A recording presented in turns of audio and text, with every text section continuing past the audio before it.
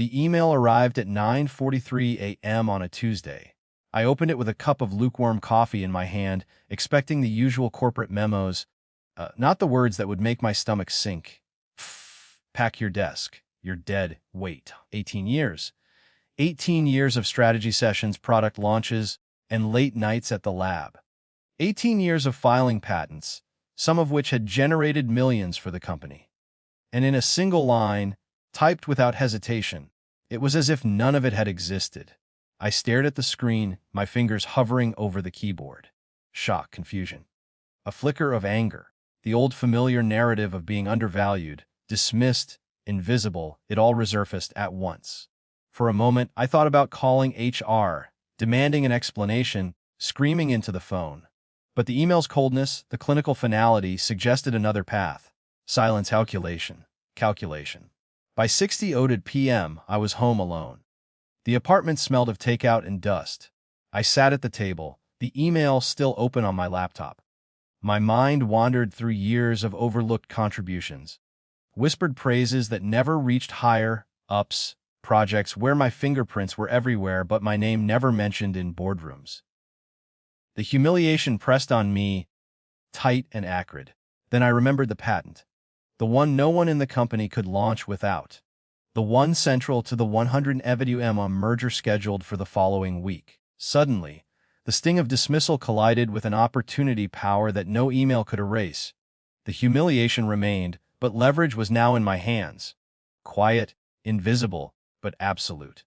The phone rang at 9:12 p.m. Lawyers from the acquiring company. "We can't close the merger," the voice said. Calm, professional, but urgent. "Your patent is required for regulatory approval. Without your authorization, it's dead in the water." I leaned back in my chair. Silence. Let the weight of the words settle.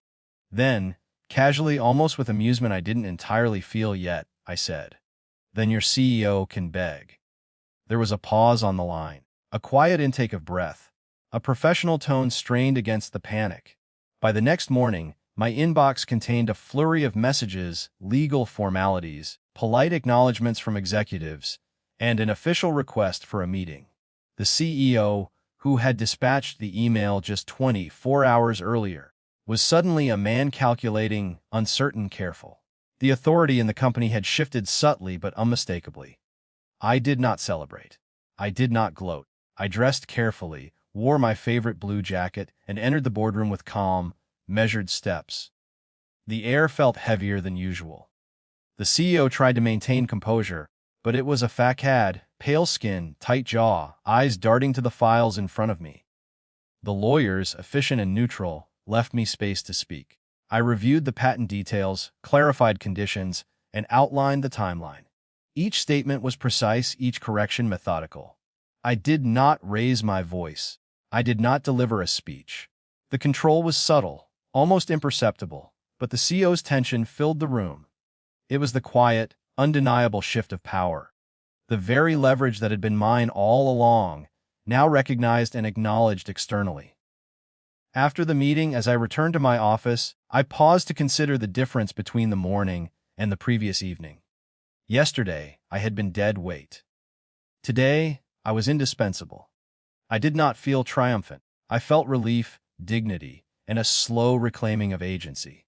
The anger from the email remained, simmering beneath the surface, but it was tempered by professionalism and strategic restraint. Weeks later, the merger closed successfully, on terms that acknowledged my involvement. No headlines were made. No office gossip erupted. It was quiet, methodical, professional. I walked past the CEO in the hallway, once our eyes meeting briefly. Pale still, cautious still, but now with respect, not born of admiration, but of necessity. The story did not end with applause. I did not dance in vindication. The lesson was private. Internal dignity could be reclaimed without spectacle, power could be exercised without theatrics, and respect sometimes was enforced quietly, measuredly, and professionally.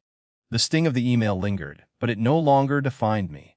I had survived the humiliation and emerged intact, capable, and in control. And in that quiet reclamation, I found the satisfaction that no boardroom drama or public victory could ever match.